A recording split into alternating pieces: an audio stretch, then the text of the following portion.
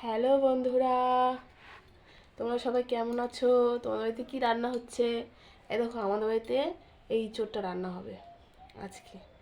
চিংড়ি মাছ ছাড়া, কিন্তু আমাদের চিংড়ি মাছ অ্যালার্জি হয়, এই জন্য আমরা চিংড়ি মাছ খাই না। তাই হাতে একটু তেল দিয়ে নিয়েছি যাতে আঠাটা না লাগে। কেটে নিই, তারপরে দেখি কেটে কেমন ভাজা শক্ত। এই দেখো, বীজ হয়নি এখনো, ঠিক আছে, কচি একদম।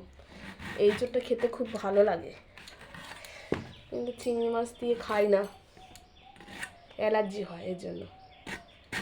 দাদাকে বলেছি একদিন একটু আনতে, দেখি আনে কিনা।